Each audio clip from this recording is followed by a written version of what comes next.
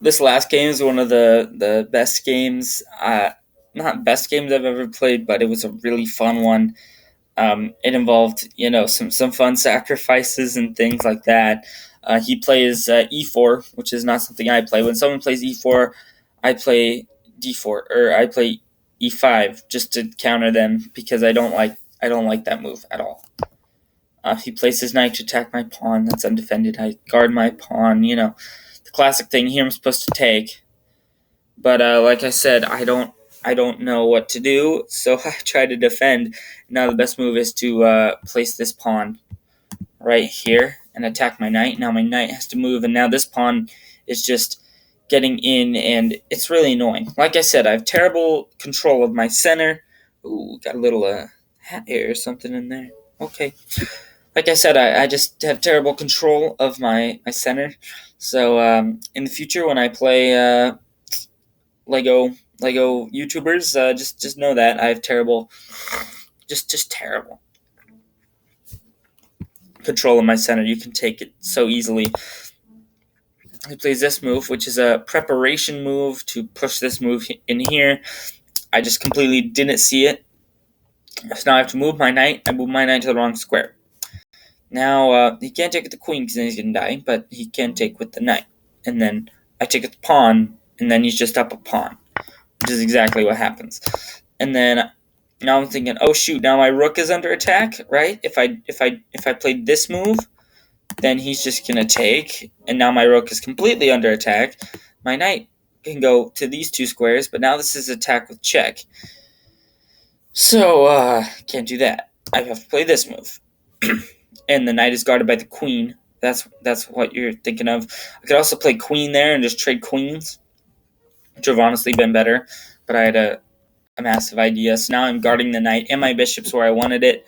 Now he moves his queen here, which is just he's been up this entire beginning. And then I have this move, thinking I'm a genius, right? Thinking, oh my gosh, now he has to move his queen, and now I take this. But I forgot the whole reason that the knight was pinned here, and it's the bishop can just take my queen. Now, question, guys: do you take the bishop here with your king, or do you take the queen? You have to take the queen because if you take the bishop, the queen just escapes. So you take the queen. Now, the only move here that can save white is this move because it blocks off my bishop from killing their rook. Does white see it? No. He goes there and takes my knight, which is completely fair. I take his bishop, and I should have just taken the pawn because he gave me the opening. Now he plays this move, and now I'm going in. Now black is completely winning. Do you see how that just went from all the way down here to all the way up here? Most games around this are kind of like that. Now I take his rook. Now he tries to bring in his rook, and then I have a little pattern here with my bishop. I was trying to kick out his rook, and I didn't realize I have a king. If I just move my king over to this, I just move my king over here, everything's fine. But of course, I didn't want to do that. For some reason, I was being stupid. Actually, I wanted to castle, but there we go. I move my king. Now I move my rook over here. Now his rook's under attack. He retreats with his rook. And now I bring my other rook to take control of this open file. I keep gesturing with my hand. And it's so hard to do this. Double click. Oh, okay. So we're here. Now I move my rook to take control. Now he moves his bishop to block, which is a very nice move. But now his bishop's kind of stuck, unless it goes anywhere. So not really a nice move. I play a5. He moves his knight for some reason. Now I attack his knight. Now he moves his knight back, and I move my king, thinking now my rooks are paired up here. Maybe I can play rook here, target the king, perhaps potentially.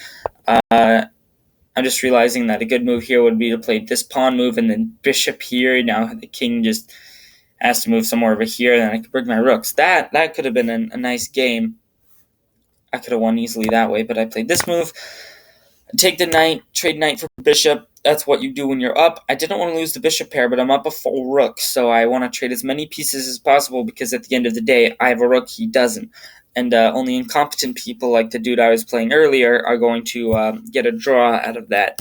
So I move my bishop back. Now he takes this pawn. Now this pawn is bait because now I have this move. and now he's forced to trade rooks. He has to, because if he doesn't, the only other move is to go here, and can he really go there? No, because I'm just going to take his pawn, I'm going to check him, I'm going to bring my other rook.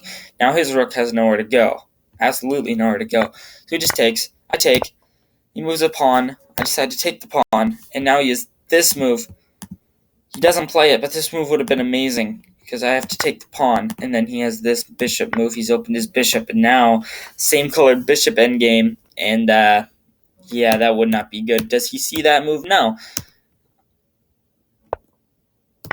I take, he plays bishop here, which is so random. Now my rook takes, now he moves his king, now I completely block off his king, saying, no sir, you cannot come anywhere in any of these 3 squares. These squares are mine, and you're not getting anywhere over here to take control. And also I have control of this square. Basically his king is cut off, because I have control of all the spaces where there aren't pieces, and then my rook has all the rest of these. So he tries to break it open.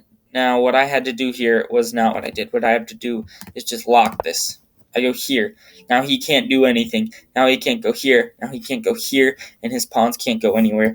But no, I decided to take. Guys, why can't I take? This kind of ruins my blockade, honestly. I still have a good blockade, but it can be ruined in the future. With this bishop move, and then I take, now he takes. See, I wanted to trade pieces because I know that's how you do it. That's a good thing. But I forgot the key move is that, and now he has pass pawn. Now I have to guard against his pawn. Now I'm reacting to him again, which isn't good. My king moves out to go get active. His king moves in, and I said, guess what, bro? I have this move, and you have to move your king. Come take care of my rook, and then you can push your pawn, and I can just push my pawn. Right? See, he has to take that extra move. He tries to push a different pawn. Now I have a queen, right? And so he's continuing to push, thinking, well, bro, if you take me with your rook, now I take you with my king. And I say, okay, I'll do that. Rook sack. There we go. He's dead. And I was just having a ton of fun here at this point, because I'm going to destroy him clearly. Now I take this pawn. Now he can't get over there. He can still promote the pawn, though.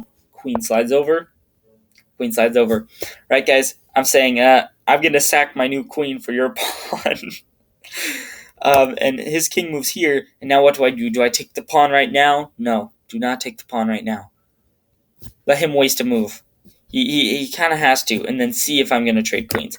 I take this pawn. Now I'm going to move ahead of him, because now he takes, and now I take, and now his king has to take again. Now I'm ahead by 2 moves in my pushing of my pawn, and his king is an entire rank below where I am. So my king slides over, his king comes up, but it's too late with those extra moves I did. And now my king just cuts him off, and now I have queen, and, I do know how to mate with king and a queen. It can be very difficult with the queen, for sure. Now I have this move, and now I'll show you what happens if he moves over here. Something like this happens, and now it's mate. That is not what happened, though. He goes here, and it's just mate in 2. Check and mate. Guys, I was up 4 pawns or something, and then I just took them all out and simplified it down to king and queen versus king, and roasted him. So, quite proud of myself. Quite proud indeed. And another thing would have been, if I could have gotten my queen back here or something, then I could have blocked this square and this square and everything. But there's multiple ways to win with queen and king. You can play it like queen, or you can play it as if it's rook and king. We've got to be careful, because the queen also has a bunch of other checks that you don't see. So, yeah. Guys, this was a great game, and he's down to 54 seconds. I play 5+0 blitz, so that means you have 5 minutes, and you don't get any more time at all. So, you got to be really careful about your time. Here's a computer analyst, White's totally winning, and then I'm just destroying for the rest of the game. That was like that for another game, too. Quite awesome. But yeah, it was a great game. I loved it. He has this. He can take the queen, but then I'm going to take him, and it's just a completely great game. And going back through it, of course, it's going to be slow, but everything from the top position was just great. And of course, it's being slow. And then oh man, I was just so happy with this move. And then I'm like, bro, what are you doing? He played it wrong. He probably could have won, but you see how close to winning I am. Like, just how close. Um, Sacking the rook. Beautiful move. Cutting the queen off. Cutting the king off. Then taking the queen. He's a full move behind. Now I just promote and take. Like, oh man, I'm so proud of myself, and it's really sad because I love myself too much. And my chess abilities. But yeah, that's all for today. Hope you enjoyed. We'll do some LEGO videos in the future and some chess videos. Welcome to the LEGO Chess Republic. I gotta change the name sometime. But yeah, it's gonna be great. Thank you guys for watching, and I'll see you in the next one. Peace out.